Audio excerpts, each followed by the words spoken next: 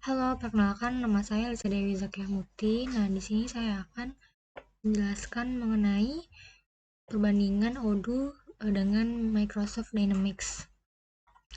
Nah, di sini apa aja sih yang akan saya bahas? Di sini ada konsep ERP, ada konsep Odoo, Microsoft Dynamics, dan perbandingan antara Odoo dan Microsoft Dynamics. Nah, yang pertama adalah apa sih ERP itu? Nah, ERP ini adalah Enterprise Resource Planning ya.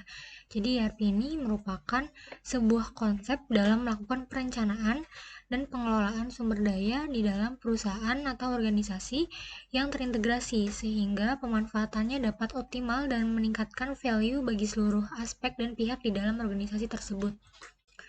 Nah, yang kedua adalah konsep Odoo.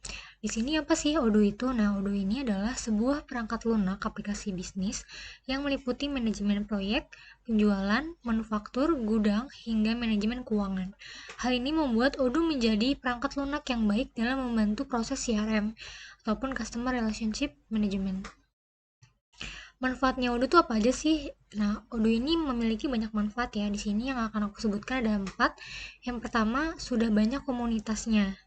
Kemudian yang kedua, memiliki modul yang lengkap dan terintegrasi.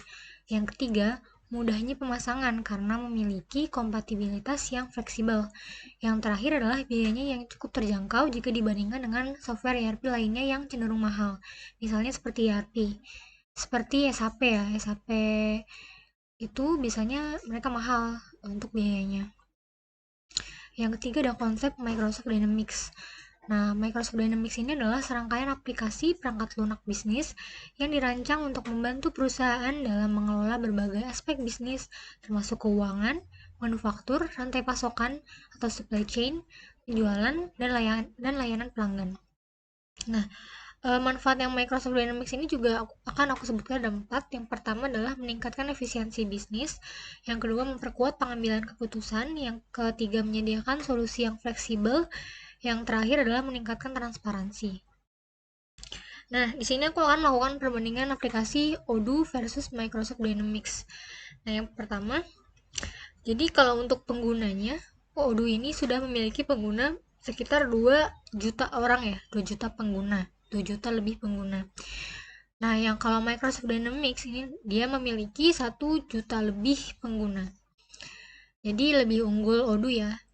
Kalau untuk cakupan akses usernya, di sini untuk aplikasi Odoo, jadi kalau di aplikasi Odoo ini kita bisa memungkinkan administrator Odoo ini untuk memberikan akses nih. Jadi untuk masing-masing karyawan memiliki role ataupun jabatan yang berbeda di dalam aplikasi Odoo. Misalnya ada manajer, staff atau pegawai. Nah, kalau untuk aksesnya seperti apa saja, di sini ada pengguna umum, jadi aksesnya ini terbatas ya. Di aplikasi Odoo ini misalnya dia punyanya untuk fitur-fitur dasar seperti kalender, catatan, dan pesan. Jadi, dia tidak memiliki akses ke fitur-fitur yang lebih spesifik dan krusial, misalnya seperti bisnis ataupun akuntansi. Nah, yang kedua, role-nya sebagai karyawan. Nah, ini tugasnya lebih banyak daripada yang pengguna umum. Jadi, mereka sudah diassign sesuai dengan pekerjaan mereka, misalnya mengelola inventaris atau membuat faktur atau menerima pembayaran sesuai dengan pekerjaannya masing-masing. Nah, yang ketiga ada manajer. Nah, di sini aksesnya itu lebih tinggi daripada pengguna umum dan karyawan. Jadi kalau untuk manajer, dia bisa melihat laporan, bisa menganalisis bisnis, kemudian mengelola proyek, dan mengatur pengaturan aplikasi. Nah, kemudian yang terakhir adalah administrator. Nah, kalau administrator, dia punya akses penuh terhadap aplikasi Odoo di dalam perusahaan. Dia tuh memiliki akses untuk mengatur role-nya setiap karyawan di dalam aplikasi Odoo, dan juga dia bisa membuat modul baru dan mengelola konfigurasi aplikasi Odoo. Nah, kalau di sini untuk yang Microsoft Dynamics ini hampir sama dengan Odoo, tetapi kalau di sini ada yang berbeda. Di sini ada pengguna fungsional. Jadi kalau pengguna fungsional itu bisa punya kemampuan untuk mengatur data, memproses transaksi, dan membuat laporan.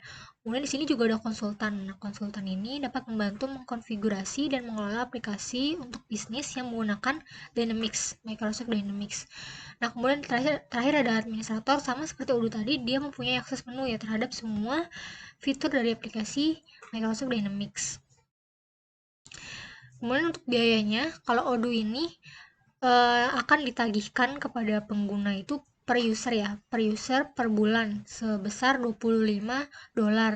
Nah, misalnya karyawannya ada 10 atau 100, nah tinggal dikalikan aja dengan $25 ini untuk aplikasi Odoo. Nah, kalau Microsoft Dynamics untuk biayanya adalah $113 per bulan per user. Jadi lebih mahal Microsoft Dynamics daripada Odoo. Kemudian bisnis yang cocok diterapkan oleh aplikasi Odoo ini banyak ya, selain dari 5 ini, mungkin yang akan saya sebutkan di sini ada 5. Jadi misalnya ada penjual eceran seperti e-commerce ataupun bisnis fisik yang ingin melakukan integrasi data lebih baik. Kemudian ada perusahaan jasa, manufaktur, pemasaran, dan distribusi. Kemudian kalau untuk Microsoft Dynamics sebenarnya hampir sama dengan Odoo karena kan memang softwarenya sama ya, ERP juga. Jadi untuk jenis bisnisnya mungkin mirip-mirip. Jadi kalau untuk yang Dynamics ini ada manufaktur, distribusi, retail, layanan keuangan, dan jasa. Nah, mungkin selain ini bisnis lainnya juga bisa menerapkan untuk Odoo dan juga Microsoft Dynamics, misalnya bidang kesehatan maupun pendidikan gitu. Nah, kemudian yang terakhir ada analisa UI dan UX-nya. Nah, kalau UI UX Odoo-nya ini seperti ini ya. Jadi di sini kalau di UI UX Odoo dia lebih clean dari segi tampilan, kemudian lebih modern, dan di sini ada modul-modulnya tertata dengan rapih. Kalau misalnya UI UX Microsoft Dynamics, di sini tampilannya seperti tampilan Microsoft Office pada umumnya. Jadi misalnya kayak SharePoint dan lain sebagainya itu tampilannya hampir-hampir mirip ya dengan Dynamics 365 ini. Jadi kalau misalnya ada karyawan yang lebih mudah menggunakan Microsoft, mungkin lebih cocok dengan Microsoft Dynamics dibandingkan dengan Odoo. Nah, di sini ada kelebihan dan juga kekurangannya. Kalau kelebihan dari desain antarmuka Odoo, dia lebih modern dan minimalis. Kemudian modulnya tuh lebih mudah dan fleksibel untuk dikonfigurasi, kemudian navigasinya juga mudah. Kalau Microsoft Dynamics, kelebihannya adalah tampilan antarmukanya ini mudah dibaca dan familiar bagi pengguna Microsoft.